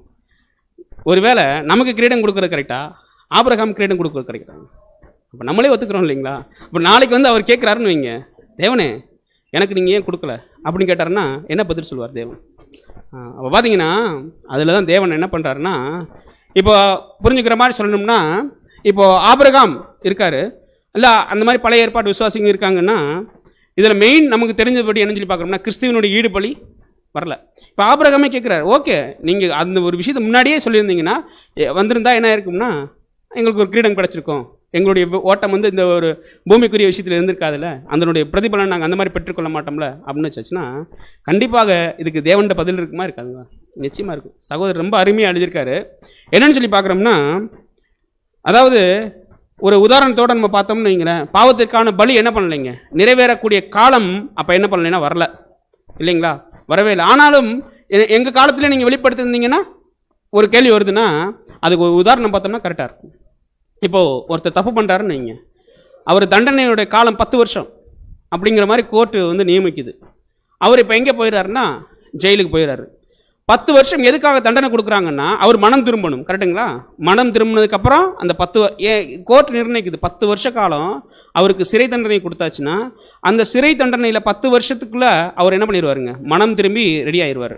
ஆனால் 10 வருஷத்தில் அவர் மனம் திரும்புறத 5 நாளில் மனம் திரும்பிட்டார் தண்டனையே. அதே மாதிரி தான் என்னதான் நீங்கள் நீதிமானா என்னை விசுவாசிச்சு இருந்தாலுமே இந்த ஒட்டுமொத்த ஜனங்கள் செஞ்ச பாவத்துக்கு, அதாவது ஆதாம் செஞ்ச பாவத்துக்கு நான் நிர்ணயித்த காலம் எவ்வளோன்னு சொல்லி பார்க்கும்போது 4000 வருஷம். அந்த காலம் நிறைவேற வரைக்கும் யார் வரமாட்டாங்கன்னா இந்த பூமிக்கு ரெமடி கொடுக்கறதுக்கு, அந்த காலம் வரைக்கும் யார் அனுபவித்தே தீரணும்னா தண்டனை அனுபவித்தே தீரணும். ஆனால் நீங்கள் நல்லது பண்ணியிருக்கீங்க, இரக்கம் பாராட்டியிருக்கீங்க, என்னை விசுவாசிச்சிருக்கீங்க, அதெல்லாம் என் மனசில் இருக்குது. ஆனால் பாவத்துக்கான ரெமெடி வர்றதுக்கு அப்புறம் தான் என்ன பண்ண முடியும்னா அந்த கிரீடத்தை என்ன பண்ண முடியும், சரி பண்ண முடியுங்கிறது தான் தேவனுடைய சார்பாக நம்மளுடைய சகோதரர் எழுதக்கூடிய பதிலாக இருக்குது. இப்போ கரெக்டாக இருக்குமா இல்லைங்களா? இப்போ அவங்க என்னதான் தேவனை விசுவாசித்தாலும் இப்போ இயேசு கிறிஸ்துவை விசுவாசிக்காமல் என்ன பண்ண முடியாதுன்னா அது காரணம் என்னன்னு சொல்லி பார்க்கும்போது பாவத்திற்கான பலி என்ன பண்ணணும்னா செலுத்தப்படணும். இன்னும் கண்டுபிடிக்கும் போது என்ன பார்க்குறோம்னா விலைக்கிரயம் கொடுக்காம என்ன பண்ண முடியாதுன்னா யாருக்குமே கிரீடத்தை என்ன பண்ண முடியாதுங்க, கொடுக்க முடியாது. ஒருவேளை நம்மளை காட்டிலும் நமக்கே தெரியும், நம்மளை காட்டிலும் நிறைய கீழ்ப்படுதல் காட்டினவங்க தான் இல்லைங்களா பழைய ஏற்பாட்டு விசுவாசிக்கும் இல்லைங்களா. ஆபிரகாம் ஆகட்டும், ஈசாக் ஆகட்டும், நம்மளாம் படுத்திடுவோமா? அப்படி முடியாது இல்லைங்களா. ஆனால் அதெல்லாம் அந்த ஒரு விஷயம் எல்லாமே ஒரே ஒரு பாயிண்ட்ல என்ன ஆயிடுதுன்னா விலைக்கிரயத்துக்கு முன் விலைக்கிரயத்துக்கு பின் அப்படிங்கிற அடிப்படையில் தேவன் என்ன பண்றாருன்னா இப்போ கொடுக்குறாரு. இப்போ தேவனுடைய நீதி சரியா இல்லைங்களா? கரெக்ட். ஏன்னா அவருடைய ஞானத்துக்கு அடுத்து வேற எதுவுமே இல்லைங்களா. அதான் அவருடைய ஞானத்தை எப்படி நம்ம ஆராய்ந்து பார்ப்போங்கிறது மாதிரிலாம் யோபுல என்ன பண்றோம்னா வசனம் படிக்கிறோம். அப்போ பார்க்கும் பொழுது விலைக்கிரயத்துக்கு முன்னாடி விலைக்கிரயத்துக்கு பின்னாடி அவங்க என்ன பண்ணாங்க, விலைக்கிரயத்துக்கு முன்னாடி இந்த பூமியில் வந்துட்டாங்க. நம்ம என்ன பண்ணோம்னா விலைக்கிரயம் கொடுத்ததுக்கு அப்புறம் இருக்கிறதுனால நம்ம இயேசு கிறிஸ்து விசுவாசிக்கிறதுனால என்ன பண்றோம்னா நீதிமானாக எண்ணப்படுறோம். ஒரு வசனம் படிக்கலாம் சிஸ்டர். எபிரேயர் 11:40 அவர்கள் நம்மையல்லாமல் பூரணராகாதபடிக்கு விசேஷித்த நன்மையானதொன்றை தேவன் நமக்கென்று முன்னதாக நியமித்திருந்தார். இப்ப பாத்தீங்கன்னா வசனம் படிக்கும்போது அவர்கள் நம்ம இல்லாமல் பூரணராகாதபடிக்கு விசேஷித்தமான நன்மை ஒன்றை என்ன பண்ணியிருக்காருங்களா, யாருக்கு வைத்திருக்காருங்க, நமக்கு வைத்திருக்காரு. அது என்னன்னு சொல்லி பார்க்கும்போது ஆண்டவராக இயேசு கிறிஸ்துவினுடைய ஈடு பலி, அந்த ஒரு விலைக்கிரயம் தான் என்னன்னு சொல்லி பார்க்குறோம்னா நன்மையான ஒன்றை என்ன பண்ணியிருக்காருன்னா அவங்களுக்கு இல்லாம அது நமக்கு என்ன பண்ணிருச்சு சொல்லி பார்க்குறோம்னா வந்துருச்சு. இதுவே பார்க்கும்போது சுத்த கிருபை இல்லைங்களா. அப்படி அடுத்த சகோதரர் என்ன பண்றாருன்னா இந்த ஒரு பாயிண்டை கொண்டு போறாரு. இந்த பாயிண்ட் என்ன பண்றாருன்னா பழைய ஏற்பாட்டு காலத்தில் உள்ளவங்களும் நீதிமான்கள் அப்படிங்கிறதுக்கு விளக்கம்லாம் கொடுத்துட்டு அடுத்த பாயிண்ட் என்ன கொண்டு போறாருன்னா ஏன் மனிதன் நீதிமானாக ஆக்கப்பட வேண்டும் அப்படின்னு சொல்லி பார்க்கும்போது ஒரு சின்ன பாயிண்ட் கொடுக்குறாங்க. அதாவது விரிவாக இருக்கு, அதனுடைய சுருக்கம் என்ன சொல்லி பார்க்கும்போது தேவனோடு என்ன பண்ணணும்னா இணைவதற்கு. அப்போ கண்டிப்பா தேவனோடு இணையும் போது மனிதனுக்கு என்ன வரும்னா ஜீவன், இழந்து போன ஜீவன் கிடைக்கும். அப்போ இந்த இழந்து போன ஜீவனை பெற்றுக்கொள்றதுக்கு எது அவசியம் சொல்லி பார்க்கும்போது பரீட்சை கண்டிப்பாக அது என்னன்னு சொல்லி பார்க்குறோம்னா அவசியம், நமக்காகட்டும் 1000 வருட அரசாட்சியில் உள்ளவங்களுக்காகட்டும் அப்படிங்கிறத சொல்லிட்டு அடுத்த பாயிண்ட் என்ன சொல்றாருன்னா, அதாவது அடுத்து பார்க்கும் பொழுது என்ன ஒரு பாயிண்ட் வரும் போகும்போது நீதிமானாக ஆக்கப்படணுங்கிறது சரி, யாருக்கு முன்னாடி நீதிமான ஆகணும்? இப்போ 2 பேர் இருக்காங்க, ஒன்று ஆண்டவராகிய இயேசு கிறிஸ்து, இன்னொருத்தர் யாருன்னு சொல்லி பார்க்கும்போது தேவன். இப்போ நம்ம நீதிமானாக ஆக்கப்படணும் இல்லைங்களா, முடிவு நீதிமானாக ஆக்கப்படணும். இப்போ நீதிமானாக எண்ணப்பட்டிருக்கோம். யாருக்கு முன்னாடி நம்ம நீதிமானாக ஆக்கப்பட வேண்டும்? தேவனுக்கு முன்னாடி. ஏன்? நமக்கு ரத்தம் சிந்தினார் இல்லைங்களா, அவற்றை நீதிமான ஆக்க காட்டக்கூடாதா? கடலைங்களா. இப்போ இயேசு கிறிஸ்துனுடைய ரத்தம் இல்லாம நம்ம அந்த அளவுக்கு ஆக முடியுமா? இப்போ இயேசு கிறிஸ்து விசுவாசிக்கிறதுனால தானே நம்ம நீதிமான். அப்ப நம்ம யார் முன்னாடி நீதிமானாக காட்டினா போதும்? தேவன் தான் இல்லைங்களா. அதுதான் சகோதரர் எழுதுறாரு, தொடர்ந்து படிங்க சிஸ்டர். நாம் ஏற்கனவே பார்த்த பிரகாரம் நீதிமானாக்கப்படுதல் என்பது பாவியை அவனது சிருஷ்டிகரோடு முழுமையான இணக்கத்திற்கு கொண்டு வருவதாகும். பாருங்க, இப்ப தேவன்கிட்ட கேட்டோம்னா மனிதன் ஏன் நீதிமானாக ஆக்கப்படணும்னா ஒரு காரியம் கொடுக்கிறாரு. மனிதனை அவருடைய சிருஷ்டிகரோடு என்ன பண்ணணும்னா முழுமையாக இணக்கத்துக்கு கொண்டு வரணுமா. தேவனோடு இணக்கத்துக்கு கொண்டு வர்றதுக்கு தான் என்னன்னு சொல்லி பார்க்கணும்னா நீதிமான். ஆனா தேவன் என்ன சொல்றாருன்னா இல்ல, அதுக்கு முன்னாடி நீங்க யாரோடு ரொம்ப இணக்கமாக்கணும்னா உங்க சிருஷ்டிகளோடு என்ன பண்ணணுங்க, இணக்கமாகணும் இல்லைங்களா. தொடர்ந்து படிங்க சிஸ்டர். கிறிஸ்துவுக்கு முன்பாக பாவி நீதிமானாக்கப்பட வேண்டும் என்று எந்த இடத்திலும் நாம் வாசிக்கிறதில்லை. அப்ப அந்த மாதிரி கிறிஸ்துவுக்கு முன்னாடி நம்ம அந்த மாதிரி நீதிமானாக காட்டப்படணுங்கிறது என்ன இல்லைன்னா எந்த இடத்துலயும் வாசிக்கப்படல அப்படின்னு சொல்லிட்டு இதனுடைய காரியத்தை எல்லாம் அப்படி தொடர்ந்து எழுதுறார். இப்போ நம்ம பாருங்க, இதை சரியா புரிஞ்சுக்கிறதுக்கு ஏன் சிருஷ்டிகரோடு இணக்கமாகணும் அப்படிங்கிறத தேவன் நிர்ணயிக்கிறாருன்னா சரியான ஒரு காரணம் இருக்கு. இந்த காரணம் ரொம்ப ரொம்ப விலை உயர்ந்த ஒரு காரியம். எப்படின்னு சொல்லி பார்க்குறோம்னா இப்போ பாருங்க, ஒட்டுமொத்த மகன்களையும் யார் பிரிந்த அப்பாவா இருக்காருன்னா தேவன் பிரிந்த அப்பாவா இருக்கார். எப்ப இருந்துன்னா ஆதாமினுடைய அந்த கீழ்ப்படியாமை போனதுல இருந்து இல்லைங்களா. அப்போ ஒட்டுமொத்த மனுக்குலமும் எப்படி அழுதுகிட்டு இருக்குன்னா தேமி அழுதுகிட்டு இருக்கு. ஏதாவது நல்லது நடக்காதா அப்படிங்கிறது. எப்போ நல்லது நடக்கும்னா தேவன் இவர்கள் தங்களுடைய பிள்ளையாக ஏற்றுக்கொள்ளணும் இல்லைங்களா. இப்போ மகன் பாவம் பண்ணிட்டாங்க. மகன் அதாவது ஒட்டுமொத்த உலகமே தேவனுக்கு பிள்ளைகள் தானே. அப்படி பாவம் பண்ணி என்ன பண்ணுறாங்கன்னா அழுதுட்டு இருக்காங்க. உண்மையிலேயே நம்மளுடைய பிள்ளை அழுதா நமக்கு எப்படி இருக்கும்? என்னதான் தப்பு பண்ணாலும் நமக்குன்னு ஒரு மனசு இருக்கும் இல்லைங்களா. கண்டிப்பாக என்ன தப்பு பண்ணாலும் சரி, காக்கைக்கு தன் குஞ்சு பொன் குஞ்சு, அந்த மாதிரி சாதாரண ஒரு பறவைக்கு அந்த பாசம் இருக்கு. அண்ட சராசரத்தின் படுத்தி தேவனுக்கு இருக்காதா? இருக்கும் இல்லைங்களா. இப்போ ஆதாம் பாவம் செஞ்சதுனால ஒட்டுமொத்த மனுக்குலமே தூரத்தில் போயிடுச்சு. இப்போ தேவனுடைய கண்டிஷன் எப்படி இருக்கும்? எப்படி இருக்கும்? அப்படியே பார்த்துட்டு எப்படி இருந்திருப்பாரா? அவர் கருணையின் பிதா, இரக்கங்களுக்கெல்லாம் அவர் என்ன பண்ணணும்னு சொல்லி பார்க்குறோம்னா பிதா இல்லைங்களா? நமக்கு உணர்வை கொடுத்தவரை என்னன்னு சொல்லி பார்க்குறோம்னா அவர் தான் இல்லைங்களா? நமக்கு அடித்தாலும் சரி, யாராவது அழுதாலும் சரி, மனஸ்தாவோ எல்லாம் படுறோம் இல்லைங்களா? அந்த மாதிரி உணர்வை கொடுத்ததை யாருன்னு சொல்லி பார்க்குறோம்னா தேவன் தான். அப்போ அவருக்கு உணர்வு இருக்காதா? ஓயாமா நிறைய வசனங்கள்லாம் படிக்கிறோம். கண்டிப்பாக அவருக்கு தெரியும் என்னதான் விளைபண்ணனுடைய விஷயம் வெற்றியாக இருந்தாலுமே கண்டிப்பாக அதனுடைய காரியங்கள்லாம் மனசுக்குள்ளே இருக்கும். வேதனைகள் அல்லது எப்படி சொல்லலாம்னா அந்த வருத்தங்கள் கண்டிப்பாக இருக்கும். இப்போ பார்த்தீங்கன்னா அப்பா கிட்ட வல்லமை இருக்கா இல்லைங்களா? பிள்ளைங்கள்லாம் தூரம் போயிட்டாங்க, இவர் வரலாம்ல, வரலாமா இல்லைங்களா? அவ்வளோ பாசம் வச்சுருக்காரு. ஏன் அவர் வாங்கப்பா அப்படின்னு அறவது நிற்கிறதுல என்ன இல்லை? அந்த குமாரன் அப்புறம் விட்டுறலாம், குமாரன் விட்டுறலாம். இப்போ அப்பா தானே, அப்பா இப்போ நீதிமான் ஆக்கப்படுறதுங்கிறது பார்க்கும்போது கிறிஸ்துவா தேவனான்னு பார்க்கும்போது தேவன் தான் அப்படிங்கிறத கண்டுபிடிச்சிட்டோம். இப்போ அதுக்கு தான் நம்ம கண்டுபிடிக்கிறோம், சிருஷ்டிகரோடு ஏன் இணக்கப்படணுங்கிறது தான் காரியம் கண்டுபிடிக்கிறோம். அப்படி கண்டுபிடிக்கும் போது இப்போ மனுக்குலம் தவறி போயிடுச்சு. அந்த மனுக்குலத்தை மீண்டுமாக அரவணைக்கக்கூடிய வல்லமை எல்லாமே யார்கிட்ட இருக்குன்னு சொல்லி பார்க்குறோம்னா தேவன் இருக்கு. அப்போ தேவன் என்ன பண்ணலாம்னா, வாங்கப்பா உங்களுக்கு நான் என்ன பண்ணுறேன், இனிமேல் தப்பு பண்ணாதீங்க அப்படின்னு ஏற்றுக்கலாம்ல. பார்த்தீங்கன்னா நீதியும் நியாயம் அவருடைய சிங்காசனத்தினுடைய என்னவா இருக்குங்க? ஆதாரம். அழுதுகிட்டே என் பிள்ளைங்களாம் அழுதுகிட்டே இருக்கு. ஆனால் நான் நினைச்ச என்னுடைய வல்லமையில போகலாம், ஆனால் நான் ஏற்படுத்த நீதிக்கு நானே என்ன பண்ணுறேன்னா கீழ்ப்படுகிறேன். இப்போ பாருங்க, கிறிஸ்து ஒருத்தர்னு இல்லைன்னு வைங்க, இப்போ என்ன ஆகும்? ஒட்டுமொத்த மனுக்குலமும் என்ன பண்ணிட்டே இருக்குன்னா அழுதுகிட்டே இருக்கும். அந்த மனுக்குலத்தை தன்னோட சேர்க்கறதுக்கு தேவனுடைய நீதி விடவே விடாது. இப்படியே இருக்குன்னு வைங்க, என்ன ஆகும் இல்லைங்களா? அதுக்கு தாங்க தனக்கு கிடைத்த கனம் மகிமை எல்லாமே யாருக்கு கிடைக்கணும்னு சொல்லி தேவன் எதிர்பார்க்கிறாருன்னா இயேசு கிறிஸ்துக்கு என்ன பண்ணணும்னு சொல்லி கிடைக்கணும்னு என்ன பண்றாருன்னா அவருடைய திட்டத்தில் வைக்கிறார். அதான் நம்ம ஏற்கனவே படித்தோம். நீதிமான் ஆக்கப்படுகிற ஒவ்வொருவருமே தன்னுடைய சிருஷ்டிகரோடு முதல்ல என்ன பண்ணணும்னா இணக்கமாகணும். உங்களுக்கு இவர் தான், இவர் இல்லாமல் நீங்கள் என்ன பண்ண முடியாது, வரைய முடியாது. என்னதான் தேவன் பாருங்க கடைசியில் கொண்டு வந்து யாரை வைக்கிறாருன்னா நமக்கு இயேசு கிறிஸ்துவை கொண்டு வந்து வைக்கிறாரு. அவர் இல்லாமல் நீங்கள் எனக்கு என்ன இல்லை அப்படிங்கிற மாதிரி. அப்போ இது எவ்வளோ பெரிய விஷயம் பாருங்க. நிறைய வருஷங்களா 4000 வருஷமா மனுக்குலம் அப்படியே ஒரு பக்கம் போயிட்டு இருக்கு. ஆண்டவராகிய இயேசு கிறிஸ்து இருந்தாலுமே இப்போ பாருங்க தேவனுடைய திட்டம் அப்படியே போயிட்டு. ஒருவேளை இல்லைன்னா அதை நினச்சி பார்த்தோம்னா நமக்கு ஒருவேளை இல்லாமல் நம்ம ஏதாவது யோசிக்க முடியுமா? வாய்ப்பே இல்லை. அந்த மாதிரி ஒன்று நம்ம மைண்ட்லேயே என்ன பண்ணாதுங்க, வரவே வராது. அந்த அளவுக்கு இப்போ இயேசு கிறிஸ்துவை என்ன பண்ணுறாருன்னா முன் கொண்டு வந்து வைக்கிறார். ஒருவேளை ஆதாம் தப்பே பண்ணலை, ஆதாம் தப்பே பண்ணல, அவர் நீதிமானாகவே இருக்கிறார், அவருடைய சந்ததியும் நீதிமானாகவே இருக்குன்னு வைங்க. இப்போ இயேசு கிறிஸ்து எப்படி இருப்பார்? இயேசு கிறிஸ்துங்கிற ஒருத்தர் தேவையா? எழுதுறாங்க சகோதரர், தேவையா? இது நமக்கு இயேசு கிறிஸ்துங்கிற தேவையா? ஜஸ்ட் லைக் தட் எப்படி இருந்திருப்பாங்கன்னா ஒரு மிகாயல் தூதர் மாதிரி, ஒரு தூதர் இல்லைங்களா? நம்ம படிக்கிறோம் இல்லையா கேப்ரியல், அந்த மாதிரி யார் இருந்திருப்பாங்கன்னா ஆண்டவராக இயேசு கிறிஸ்து இருந்திருப்பாங்க. கரெக்டா இல்லைங்களா? அப்போது தேவன் அவருடைய திட்டத்தில் தன்னை போலவே யாரும் கொண்டு வைக்கணும்னு நினைக்கிறாருன்னா யாரையும் கொண்டு வைக்கிறாருங்க, இயேசு கிறிஸ்து. ஒட்டுமொத்த உலக ஜனங்களும் சரி, இன்னைக்கு இருக்கிற நம்மளும் சரி, முதல்ல இயேசு கிறிஸ்துவை பார்த்து தானே தேவனையை தெரிஞ்சுக்கிறோம். இப்போ நம்ம நல்லா ஃபாலோ கிளாஸ் வந்திருக்கோம் இல்லைங்களா? தேவன் யெகோவாங்கிற தேவனுடைய நாமத்தை நம்பி வந்தோமா, கிறிஸ்து அப்படிங்கிற நாமத்தை நம்பி வந்தோமா? தெரியவே தெரியாது. அதை வெளிப்படுத்தினவரை யாரும் சொல்லி பார்க்குறோம்னா கிறிஸ்து. அதனால தான் என்ன ஒரு விஷயத்தை தேவன் வச்சிட்டாருன்னா தேவனுடைய திட்டத்தில் படிங்க சிஸ்டர் வசனம்.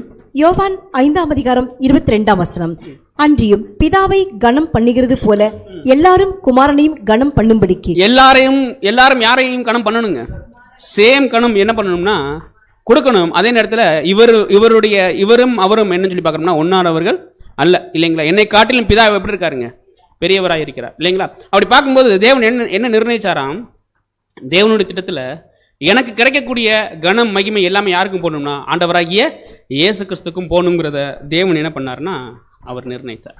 இப்போ அப்படியே சகோதரர் எழுதிட்டு அடுத்த பாயிண்ட்டுக்கு எப்படி கொண்டு போறாங்கன்னா, இப்போ நம்மளை விலைக்கிரயம் கொடுத்தது யாருன்னு சொல்லி பார்க்குறோம்னா ஆண்டவராகிய இயேசு கிறிஸ்து இல்லைங்களா? இப்போ தேவனுடைய நீதியும் இவருடைய நீதியும் ஒன்னா? கடினமான கொஞ்சம் கேள்விதான். தேவனுடைய நீதியும் இவருடைய நீதியும் ஒன்னா வேற வேறையா? அப்படின்னா ஏன் தேவன் மன்னிக்கல, இயேசு கிறிஸ்து மன்னிக்கிறாரு? கரெக்டா இல்லைங்களா? அடுத்த பாயிண்ட். இப்போ தேவனுடைய நீதியும் இயேசு கிறிஸ்துவோட நீதியும் ஒண்ணுன்னா அதே நீதியை வச்சு இயேசு கிறிஸ்து இல்லாமல் தேவன் மன்னிச்சிருக்கலாமே, அல்லது இயேசு கிறிஸ்துவே இல்லாமல் நம்மளே தேவன் மன்னிச்சிருக்கலாமே. அவருடைய நீதியும் இவருடைய நீதி ஒண்ணுன்னா கரெக்டா இல்லைங்களா? பாயிண்ட் கரெக்டு தானே? என்னங்க சிஸ்டர், கிறிஸ்துவனுடைய ஆல்மோஸ்ட் பாயிண்ட்டுக்கு வந்துட்டீங்க. ஆனால் இப்போ நம்மளுடைய கேள்வி என்னன்னா அவருடைய நீதியும் தேவனுடைய நீதியும் வேறு வேறா? ஏன்னா பாருங்க, இப்போ நமக்குள்ளேயே ஒரு கொஞ்சம் அவ பார்க்கும்போது நம்ம ஒரு ஆழமான விஷயங்களை நம்ம என்ன பண்ணணும்னா அடுத்து பார்க்கணும். இப்போ பாருங்க, தேவன் அவர் பார்க்கும்பொழுது அவர் இல்லாமல் கிறிஸ்து இல்லை. நல்லா புரிஞ்சுக்கிற மாதிரி சொன்னோம்னா, தேவன் இப்போ பார்த்தீங்கன்னா நமக்கு தலை யாருன்னு சொல்லி பார்க்குறோம்னா இயேசு கிறிஸ்து. அதனுடைய அர்த்தம் என்னன்னா நமக்கு தலை இல்லை. கரெக்டாக இல்லைங்களா? நமக்கு தலை ஆண்டவராகிய இயேசு கிறிஸ்துனா, அதே மாதிரி யாருக்கு அவருக்கும் தலை யாருன்னு சொல்லி பார்க்கும்போது தேவன். அப்படின்னா அவருடைய சித்தத்தை மாத்திரமே என்ன பண்ணுவாருன்னா செய்வார். இன்னும் பார்க்கும்போது அவருடைய நீதியை மாத்திரம் தான் யார் செய்வாருன்னா ஆண்டவராகிய இயேசு கிறிஸ்து செய்வார். அப்புறம் எப்படி ஆண்டவராகிய இயேசு கிறிஸ்துனுடைய நீதி மாத்திரம் பலவீனவர்களை எல்லாம் அரவணைக்குது, அதே பலவீனமானவர்களை தேவன் என்ன பண்றதில்ல? அதே நீதி தானே.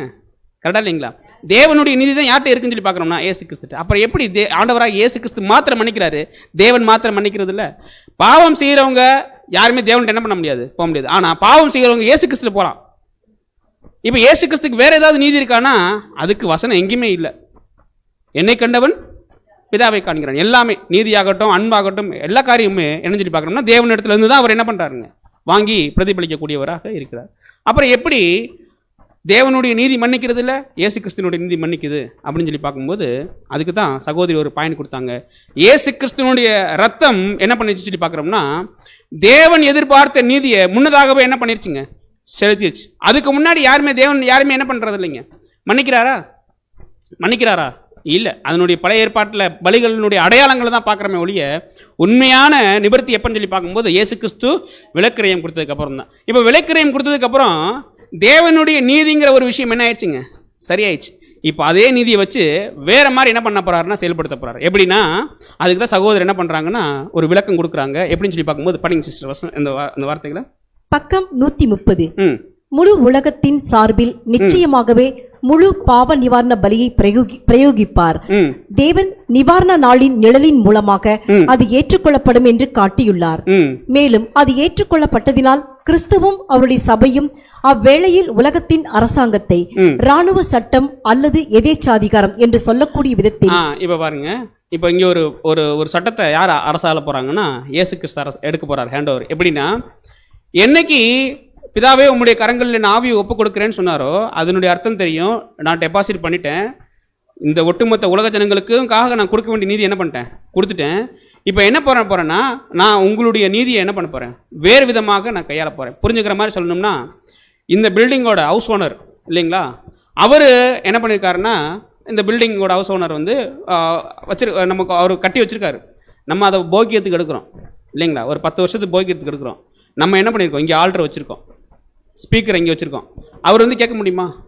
அதற்கு உண்டான என்ன பண்ணிடுறோம் நம்ம. அதே மாதிரி தேவனுக்கு சேர வேண்டிய நீதி யார் செலுத்திட்டாருன்னு சொல்லி பார்க்கணும்னா இயேசு கிறிஸ்து செலுத்திட்டாரு. இப்போ என்ன பண்ண போறாருன்னா தேவன் என்ன பண்ண முடியாது, நீ அவர்கிட்ட இந்த ஒட்டுமொத்த ஜனங்களுடைய இப்போ என்ன பண்ண போறாருன்னா இந்த ஜனங்களுக்காக அந்த நீதி அங்கே என்ன பண்ணுறீங்க டெபாசிட்ல இருக்கு. இப்போ இந்த ஜனங்களை எப்படி வேணாலும் என்ன பண்ணலாம், சேர இங்கே வைக்கலாம் அங்கே வைக்கலாம். ஆனால் கண்டிப்பாக தேவன் எதிர்பார்க்கிற ஒழுங்குக்குள்ள கொண்டு வருவது யாருடைய சித்தம்னா ஆண்டவராகிய இயேசு கிறிஸ்து சித்தம். இப்போ அதான் சொல்லும்போது ஒரு எதேச்சிய பிரமாணத்தை யார் பயன்படுத்த போறாங்கன்னா ஆண்டவராகிய இயேசு கிறிஸ்துவும் அவருடைய சபையும். இன்னைக்கு என்ன பண்ணியிருக்காருன்னு சொல்லி பார்க்குறோம்னா ஒரு நமக்கு பாவ மன்னிப்புலாம் கொடுக்குறாருல இயேசு கிறிஸ்து, அதாவது அவர் மூலமாக நம்ம வாங்குறோம் இல்லைங்களா சபைக்கு. அதே நேரத்தில் 1000 வருட அரசாட்சியில் எப்படி செயல்படுத்த போறாருன்னா ஒரு எதேச்சிய பிரமாணமாக யார் செயல்படுத்த போறாங்கன்னா கிறிஸ்துவும் அவருடைய சபையும். இன்னும் புரிஞ்சுக்கிற மாதிரி சொல்கிறோம்னு நீங்க ஒரு 2 லட்சம் பேர் 2 குரூப்பாக பிரிஞ்சு சண்டை போட்டுக்கிறாங்க இல்லைங்களா, 2 பேர் மேலேயுமே தப்பு இருக்குது. இப்போ கவர்மெண்ட் என்ன பண்ணும், 2 பேருமே அரெஸ்ட் பண்ணுமா, ராணுவம் அரெஸ்ட் பண்ணுமா? 2 லட்சம் பேரை அரெஸ்ட் பண்ணி எங்கே கொண்டு வைக்கிறது இல்லைங்களா? அதே மாதிரி தான் எப்படின்னு பார்க்கும்போது அவங்கள என்ன பண்ணணும்னா வான் பண்ணி திருத்துறதுக்கு முயற்சி பண்ணுவாங்க இல்லைங்களா. ஆனால் இதே பிதாவினுடைய நீதியை என்ன பண்ணும், 2 லட்சம் பேரையும் என்ன பண்ணிடும்னா அழிச்சிடும் இல்லைங்களா.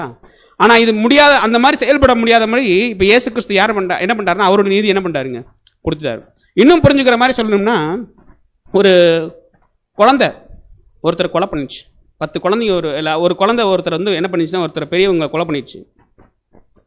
அந்த குழந்தைக்கு என்ன தண்டனை கொடுப்பாங்க, மரண தண்டனை கொடுத்துருவாங்களா? சீர்திருத்த பெரியவங்க ஒருத்தவங்க தப்பு பண்ணா 2மே தண்டனை தான். கரெக்டா இல்லைங்களா?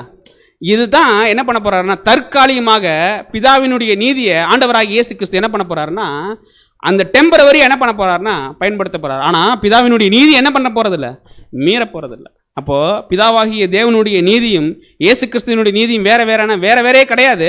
செயல்படுத்தக்கூடிய விதங்கள் என்ன இருக்குன்னா வேறுபாடு இருக்குங்கிறது தான் சகோதரர் என்ன பண்றாருன்னா இந்த ஒரு பாயிண்ட் மூலமா கொடுறாரு. அதாவது எதேச்சிய பிரமாணம் அப்படிங்கிற மாதிரி சகோதரர் என்ன பண்றாருன்னா ஒரு விளக்கங்கள்லாம் கொடுத்துருக்காங்க. அதாவது ஜனங்களுக்காக கிறிஸ்துவனுடைய பலி முன்னதாகவே என்ன பண்ணுதுன்னா செயல்படுகின்றது அப்படிங்கிற ஒரு காரியம். இப்போ இன்னும் ஒரு 5-10 நிமிஷம் மட்டும் ஒரு 5 நிமிஷத்தில் என்ன பண்ணிடலாம்னா முடிச்சிடலாம். அப்போ இந்த நீதிமானுடைய டாபிக் என்ன ஆயிரும்னா கம்ப்ளீட் ஆயிரும் அப்படிங்கிறத கூட பார்க்குறோம். அப்போ அடுத்து சகோதரர் என்ன சொல்லிடுறாருன்னு சொல்லி பார்க்கும்போது இப்போ அந்த விஷயத்தில் கூட பார்க்குறோம்னா இப்போ அந்த பிரமாணம் எதேச்சிய பிரமாணத்தை அந்த மாதிரியான பிரமாணத்தை ஆண்டவராக இயேசு கிறிஸ்து கையாளுறதுனால நியாய தீர்ப்பு செய்யக்கூடியதை பிதாவானவர் யாருக்கே கொடுத்துட்டாரு? கிறிஸ்துவுக்கே கொடுத்துட்டாருன்னா கிறிஸ்து எப்படி வேணாலும் என்ன பண்ணலாங்க நியாயம் செய்யலாம் இல்லைங்களா? அதான் படிக்கிறோம். அதனுடைய பிற்பகுதி படிக்கும் பொழுது நியாய தீர்ப்பு, அதாவது பிதாவானவர் தாமே ஒருவருக்கும் நியாய தீர்ப்பு செய்யாமல் நியாய தீர்ப்பு செய்யும் அதிகாரம் முழுவதையும் யாருக்கு கொடுத்தாருங்க? குமாரனுக்கு கொடுத்துட்டார். அப்போ ரெண்டுனுடைய நீதியுமே ஒன்று தான், செயல்படக்கூடிய விதங்கள் என்னவா இருக்குன்னு சொல்லி பார்க்கணும்னா மாறுபடுது. அடுத்து என்ன சொல்லி பார்க்குறோம்னா இந்த அடுத்து கீழே எழுதும் பொழுது தேவனுடைய கிருபையை நீங்கள் என்ன பண்ணிடாதீங்க, விருதாவாய் வாங்கிடாதீங்க. அதாவது யாரை பார்த்து சொல்கிறாருன்னா இப்போ நீதிமானாக எண்ணப்பட்டிருக்கோம் இல்லைங்களா, இந்த சத்தியத்துக்குள்ள வந்திருக்கோம் இல்லைங்களா, கண்டிப்பாக இது தேவனுடைய கிருபை தான், அது விருதாகவாக என்ன பண்ணிடாதீங்க, எண்ணிராதீங்க அப்படிங்கிறத சகோதரர் என்ன பண்ணுறாருன்னா கொண்டு போகிறார். அதாவது நீங்கள் பெற்றுக்கொண்ட நீதிமான் ஆக்கப்படுகிற அந்த ஒரு கிருபை இருக்கு இல்லைங்களா, அதாவது நீதிமான் ஆக்கப்படக்கூடிய நிலைமைக்கு நீங்கள் வந்திருக்கீங்கன்னா அது தேவனுடைய கிருபை, அது தேவனால் பெற்ற கிருபை. இந்த ஒரு விஷயம் பேர் சபையில் உள்ளவங்களுக்கு கிடச்சிருக்கானா? இல்லை. தேவதூர்களுக்கு கிடைச்சிருக்கானா? இல்லை. அப்போ கண்டிப்பாக இந்த நீதிமான் ஆக்கப்படுதல்ங்கிறது ஒரு படிக்கல் மாதிரி அப்படிங்கிறத சகோதரர் என்ன பண்றாருன்னா எழுதுறாரு. இன்னும் பார்க்கும்போது இந்த ஒரு நீதிமான் ஆக்கப்படக்கூடிய விஷயம், அதாவது எண்ணப்பட்டு அந்த விஷயத்தில் வளரக்கூடிய விஷயம் இதற்கு முன்னும் என்ன பண்ணலைன்னா இல்லை, இதற்கு பின்னாடியும் என்ன இல்லை. ஏன்னா 1000 வருட அரசாட்சியில் ஜனங்கள் நீதிமான் ஆக்கப்பட போறாங்க. ஆனால் எப்படி ஆக்கப்பட போறாங்கன்னா விசுவாசித்து கிரிகை செய்து கடைசியில் அதனுடைய விஷயங்கள் எல்லாம் உண்மை என்று அறியப்பட்டு அப்புறம் தான் அப்பா பிதாவே அப்படிங்கிற விஷயத்துக்குள்ளேயே அவங்க என்ன பண்ணுறாங்கன்னா போகிறாங்க, தேவனோடு ஐக்கியம் பண்ண போகிறாங்க. ஆனால் இப்போ நீங்கள் விசுவாசித்த உடனே என்ன வாயிடுறீங்க? நீதிமானா. அப்போ இது ஒரு மிகப்பெரிய கிருபை தானே. இப்போ பாருங்கள், பேர் சபையில் உள்ளவங்க அப்பா பிதாவேன்னு கூப்பிட்டா செல்லுபடி ஆகுமா? அவங்களுக்கு தெரியாமல் என்ன பண்ணிட்டு இருக்காங்க, கூப்பிட்டுருக்காங்க. ஆனால் அதே நேரத்தில் நம்ம அப்பா பிதாவேன்னு கூப்பிட்டோம்னா அது செல்லுபடி ஆகுமானா, அதாவது தேவனுடைய சமூகத்தை எட்டுமானா? எட்டும். ஏன்னா நம்ம யாரை விசுவாசிச்சிருக்கோம்னா தேவனுடைய குமாரனை எந்த அடிப்படையில் விசுவாசி வந்திருக்கோங்கிறது எல்லாமே நம்ம படிச்சிருக்கோம். அப்போ அதான் சொல்லும்போது இதை நீங்கள் என்ன பண்ணிடாதீங்க, விருதாவாக எண்ணிடாதீங்க. இந்த ஒரு விஷயம் பெயர் சபையில் உள்ளவங்களுக்கு கூட என்ன இல்லைன்னா இல்லை அப்படிங்கிற ஒரு காரியத்தை என்ன பண்ணுறாருன்னா எழுதுறாரு. இன்னும் பார்க்கும்போது இந்த நீதிமானாக்கப்படக்கூடிய விஷயம் தேவதூர்களுக்கு இருக்கானா? இல்லை. அதே நேரத்தில் பழைய ஏற்பாடு விசுவாசிகளுக்கு அந்த நீதிமான்கிற காரியம் வந்தாலுமே கிரீடத்தை பெற்றுக்கொள்ள போகிறாங்கன்னா இல்லை இல்லைங்களா? அவங்க என்னதான் விசுவாசத்தை காட்டி நீதிமான்களாக எண்ணப்பட்டாலுமே அவங்களுக்கு இந்த பூமியில் கிடைக்கக்கூடியது என்னன்னு சொல்லி பார்க்குறோம்னா பிரபுக்கள். அதாவது பூமி எங்கும் அவர்களை நாங்கள் என்ன பண்ணுறாங்க, பிரபுக்களாக வைக்கிறேன். அதே நேரத்தில் இவங்க இன்றைக்கு நீதிமானாக எண்ணப்பட்டு நீதிமான் ஆக்கப்படக்கூடிய விஷயத்துக்குள்ள போகிறாங்க இல்லைங்களா, அவங்க பாக்கியவான்கள்.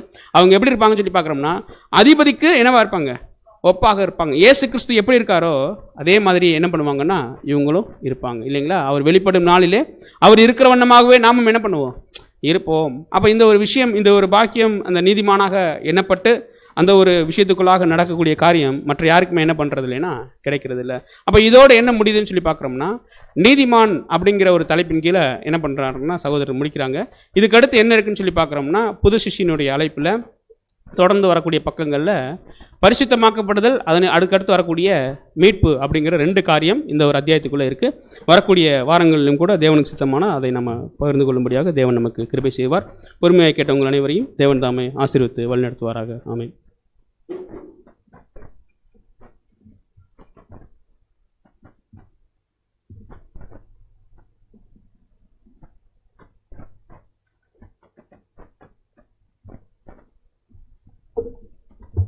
தேவனுடைய பரிசுத்த நாமத்திற்கு மகிமை உண்டாவதாக. இன்றைய நாளிலும் கூட தேவன் நம்முடைய அன்பு சகோதரர்